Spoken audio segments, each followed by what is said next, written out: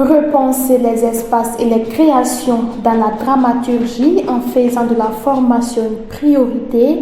telle est la première préoccupation de l'UNIMA, l'Union internationale de la marionnette. C'est dans ce sens qu'il a tenu sa deuxième phase de stage francophone du projet Marionnettes de demain en Afrique du 11 au 16 mai 2023. La formation concerne principalement le travail de marionnettistes œuvrant déjà depuis de nombreuses années dans l'espace public en leur apportant un soutien théorique et pratique sur l'écriture dramaturgique et sur les conditions particulières d'un spectacle en espace public et également les contraintes et spécificités de la création dans ce secteur. 2 modules ont été abordés pendant les différents ateliers de formation tenus en présentiel et en visioconférence. Nous avons été concrètement sur le terrain pour constater les espaces publics et voir qu'est-ce qu'il y a comme contrainte, qu'est-ce qu'il y a comme difficulté sur ces espaces-là, qu'est-ce qu'il y a comme interdit sur ces espaces-là qui peuvent nous empêcher de bien créer ou de bien recevoir le public. Nous avons relevé pêle-mêle les difficultés et on a essayé de voir comment ces difficultés-là peuvent devenir des avantages pour la création et pour les artistes et pour le public. Puis on a fait notre intervenante qui est là, Alessandra, qui donne une généralité sur le théâtre,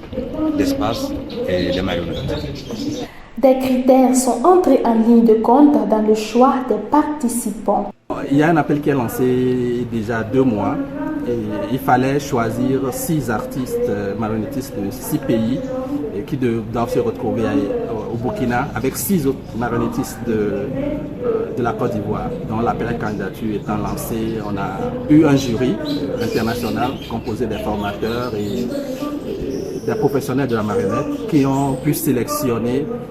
les 12 participants au niveau de Ouaga en tenant compte de leur motivation et de leur parcours. Dans les autres pays,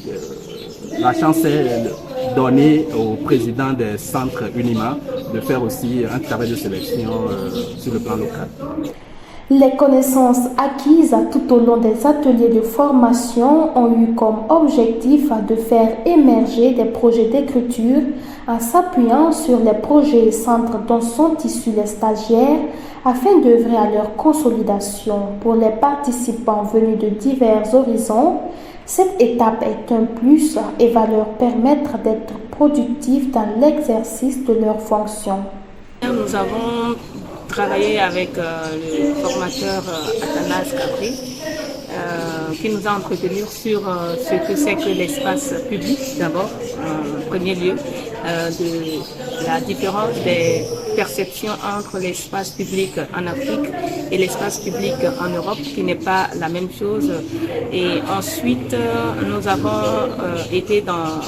sur le terrain pour identifier un espace public et ici, nous avons identifié la place des femmes et on était en 2 groupes et chaque groupe a essayé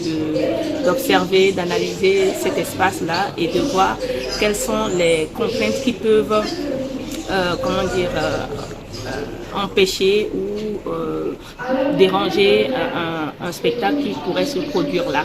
Et ensuite, on est revenu en salle, on a discuté de ces différentes contraintes-là et le formateur nous a expliqué qu'on peut transformer ces contraintes en opportunités et c'est la transformation de ces contraintes en opportunités qui constitue ce que c'est que la dramaturgie. Ça va être un grand apport pour moi puisque dans ma pratique, je travaille aussi beaucoup dans l'espace public et pendant longtemps on fait des choses mais on n'a pas forcément les outils qu'il faut pour adapter nos spectacles dans l'espace. Très souvent, nous faisons des spectacles en salle que nous présentons dans l'espace public et à chaque fois, on a toujours des problèmes. Parce que grâce au professeur, notre formateur, Thanas, il nous a montré en 2 lignes seulement la réalité de l'espace public. Comment il faut aller dans l'espace pour pouvoir faire des repérages avant de commencer à réfléchir à la création à faire. Donc, très positif parce que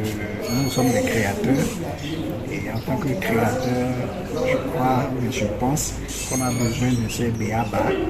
afin de mieux s'inspirer, de mieux travailler. Le projet s'est tenu conjointement en direct à distance via les outils numériques dans 7 pays francophones